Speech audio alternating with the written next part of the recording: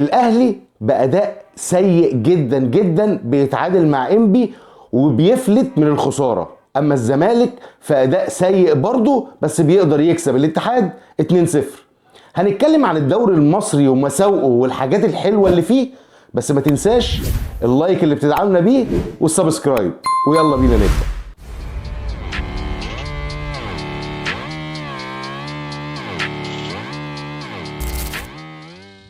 وهنبتدي مع الاهلي اللي بيبدا ماتش انبي بشكل سيء بطريقه غريبه وعجيبه. مارسيل كولر تحس ان هو نسي التكتيك اللي في الملعب، لعيبه الاهلي تحس ان هم نسيوا هم المفروض يعملوا ايه. امام عاشور بيبدا وينج ناحيه الشمال وما بيقدرش يعمل الكلام ده لان هو عايز يخترق من العمق ومش عارف. قفشه بيبدا تحتيه، وقفشه بقى يبدا الماتشات بشكل وحش جدا جدا جدا جدا.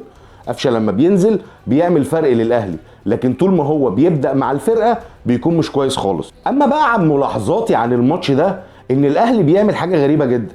الباك رايت والباك ليفت بيكملوا مع الوينجين اللي فاتحين الملعب، فبيقفلوا على بعض خالص الاطراف. اما العمق اللي كان بيضم فيه الوينجات ما بقوش بيضموا، ودي عملت مشكله كبيره جدا للاهلي. لكن عندي حاجه عايز اقولها، بيرسي تاو لو بيلعب مكانه لعيب برجل واحده هيأدي عنه. لعيب افريقي او اجنبي بياخد فلوس بالدولار، مش معقوله يكون ده اداؤه. لعيب بيستلم الكوره وبيباصي لورا. يا عم طب خد الكوره وروح 1 على 1 وجرب ان انت تعمل حاجه. لا، ما عندوش اي فكر ان هو يقدمه. اللعيبه دي اللي زي دي لازم ما تكملش في فرقنا. لعيب انت بتقبض بالدولار وبتاخد ملايين علشان تفيدني. وبنكمل على ماتش الاهلي اللي بيفلت من الخساره ان هو بيتحسب عليه ضربه جزاء، ولكن لعيبه انبي بترفض ان هي تسجلها وبيشوطها في السماء، والاهلي بيتعادل 0-0. لكن الاهلي اداؤه الفتره اللي فاتت سيء جدا جدا جدا ومحتاج تعديلات كتير. لكن واحنا بنتفرج على الماتش كنا بنبص على الدكه، لان النادي الاهلي ما عندوش اي حلول هجوميه. ما عندوش بديل راس حربه، ما عندوش بديل وينج رايت، ما عندوش بديل وينج ليفت. امام عاشور بيعرف يلعبها لكن انت جايب امام عاشور يلعب 8 ويلعب 10، ما بيلعبش وينج خالص وما بيلعبش على الاطراف خالص. فالحلول ما بقتش موجوده عند الاهلي، ولا على الدكه ولا في الملعب. محمد طاهر اتصاب. كهربا يا جماعه، كهربا مفلس كرويا خلاص. كهربا ما عندوش حاجه يقدمها. كهربا ما بقاش عنده حاجه يعملها في الملعب.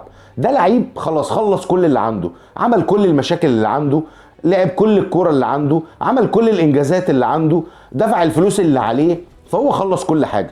فيا جماعه كهربا محدش ينتظر منه شيء.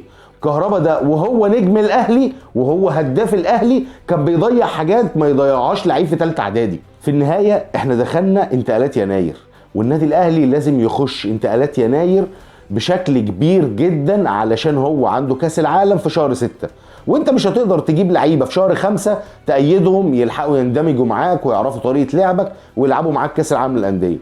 بس في حاجه مهمه جدا، لو اداره الاهلي بتفكر بس في كاس العالم للانديه هتخسر كتير، لان انت عندك موسم طويل في دوري في افريقيا وفي كاس عالم.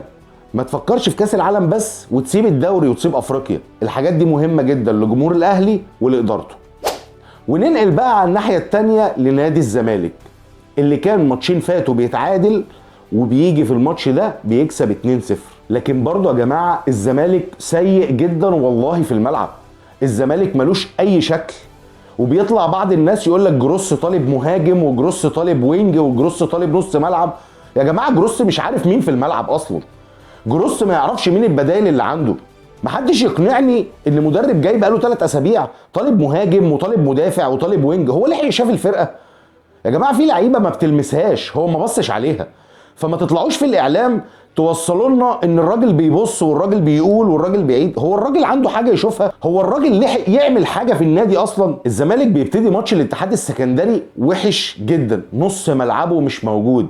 دونجا تحس انه تايه. طبعا غير خط الهجوم اللي مش موجود في الزمالك، زيزو ومصطفى شلبي بيقدموا اسوأ مستويات ليهم في الكره المصريه.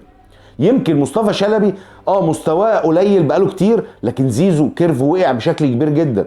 وعلى ما اظن ان موضوع التجديد بتاعه هو اللي ضاغط عليه الضغطه دي. لان لو بصينا يا جماعه الاعلام ما بيتكلمش في مصر كلها غير عن تجديد زيزو. مع ان نادي الزمالك عنده كذا لعيب هيجددوا، واللعيبه دي لعيبه كبيره ومهمه لنادي الزمالك، لكن محدش بيتكلم في مصر كلها غير على زيزو، وده اللي مخلي زيزو محطوط تحت ضغط وتحت بريشر ان هو مش قادر يأدي. فالزمالك الشوط الاول بيأدي اداء سيء جدا وبيعدي الشوط الاول، والزمالك كويس قوي ان هو ما طلعش مغلوب 1 أو 2.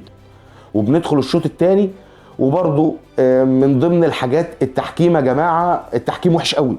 عموما خلينا في الكوره علشان احنا مش عايزين نخرج بره الملعب يعني، وبيحاول ان هو يكسب لان مش هينفع لثالث ماتش يتعادل او يخسر والنتائج تبقى صعبه جدا على جروس. بيظهر النجم الاول لنادي الزمالك من بدايه الموسم لحد النهارده، عبد الله السعيد هو النجم الاول للفرقه، لعيب عنده 40 سنه. خليكم معايا كده، دوس لايك بس الاول قبل ما نكمل، وبعد كده نقول لك بقى ايه اللي بيحصل. دوست لايك نكمل يعني. عبد الله السعيد ده عنده 40 سنه. هل اللعيبه اللي حواليه شايفه ان اللعيب اللي عنده 40 سنه ده بيدافع، بيهاجم، بيقطع الكوره، بيبص على السرور اللي هو هيعمله، بيعمل حاجات بره الصندوق؟ الموضوع ده باين لكم يا جماعه، باين للعيبه اللي حواليه. كابتن مصطفى شلبي، كابتن زيزو، كابتن دونجا، اللعيبه دي شايفه اللي عبد الله السعيد بيعمله؟ مستحيل يا جماعه. انتوا بتتدربوا معاه شايفين بيعمل ايه؟ كرة سهله، الكرة سهله، كرة بتجيله بيعرف يطلع الفرقه، كرة بتجيله من الشمال يطلع في اليمين، كرة طويله بيطلعها صح. الراجل بيلعب الكرة السهله وهو لعيب كبير بصراحه. وانا مش هقدر انكر ان عبد الله السعيد مفاجئ الناس كلها ان هو في السن ده وبيأدي بالاداء الجميل ده.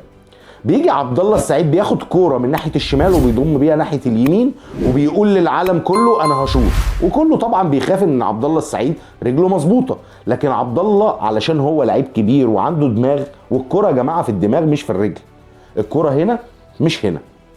عبد الله السعيد بيعمل ثرو لعمر جابر وبيحط له الكوره هو والجول، وبيقول له انت معاك كل الحلول، عايز تشوط هتجيبها جول، عايز تعملها بالعرض هتجيبها جول، لو عايز تستلم وتحطها هتستلم وتحطها.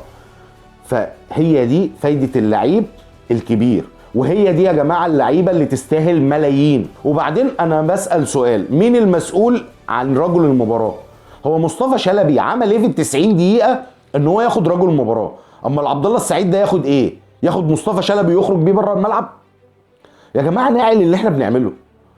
حاجتين كمان هتكلم فيهم علشان بس ايه، انا تعبان من لعيبه الكوره في مصر. لعيبه الدوري المصري او بمعنى اصح لعيبه منتخب مصر او اللعيبه اللي بتروح من بيراميدز والزمالك والاهلي.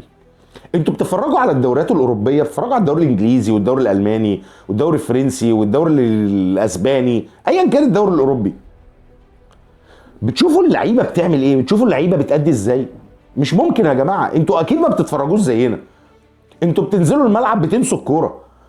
بشوف لعيبه في الاهلي وفي الزمالك وفي بيراميدز تاني لا بتعرف تباصي ولا بتعرف تستلم ولا بتعرف تشوط. انتوا وصلتوا هنا ازاي؟ انتوا وصلتوا هنا ازاي؟ لعيبه كبيره بتروح منتخب مصر ما بتعرفش تعمل ابجديات كره القدم. انتوا بتعملوا ايه يا جماعه؟ يا جماعه اشتغلوا على نفسكم. تاني حاجه علشان بس الكره في مصر يبقى شكلها حلو، هي الملاعب البايظه عندنا دي هتتظبط امتى؟ احنا عندنا ملاعب النجيله، انا بتكلم عن النجيله، ماليش دعوه بالمدرجات، ماليش دعوه باي حاجه، بتكلم عن النجيله اللي بيلعبوا عليها كوره. هو يا جماعه النجيله دي بتكلف كام يعني؟ انت بتلعب بلعيبه اللي بياخد 30 واللي بياخد 20 واللي بياخد 25 واللي بياخد 35 وبياخد 50 مليون. يا جماعه النجيله دي بكام؟ علشان ما تتغيرش كده. مش معقوله ان احنا 3/4 ملاعبنا نجيلتها سيئه بطريقه غريبه، والله العظيم 3 شكلها وحش قوي. انا بتفرج على الماتش عشان اتبسط، عشان اخرج بره مود الضغط والشغل ووجع القلب، مش علشان ابص على منظر يوجع لي عيني. وانت كمشجع لازم تعمل لايك الاول وسبسكرايب وتوصل الكلام ده للناس اللي مسؤوله، ان هو يا جماعه اهتموا بالتصوير، اهتموا بالنجيله، اهتموا بدخول الجمهور، اهتموا بالحاجات دي. والمسؤولين عن الكوره في مصر اهتموا بالتحكيم. يا جماعه بالله عليكم اهتموا بالتحكيم. احنا التحكيم عندنا بيعمل بلاوي زرقاء، والله العظيم فشخنا كلنا. كل الفرق بتتأذي من التحكيم، وغلطات يا جماعه ما يقعش فيها الناس اللي قاعده بتتفرج. وبعدين في حاجه، الجمهور دلوقتي بقى فاهم تحكيم، انتوا ما تفتكروش ان انتوا بتعملوا العجينه يعني. احنا بنتفرج على كوره في العالم كله وبنشوف بيغلطوا، يعني الناس كلها بره بتغلط، لكن مش كميه الغلطات اللي عندكم وسهولتها. وفي النهايه هو ده كان كلامي عن ماتشات الاهلي والزمالك الاسبوع ده. بس ما تنساش تدعمنا بلايك وشير وسبسكرايب. وانا ديبو، وده ما لعبتش كوره. سلام.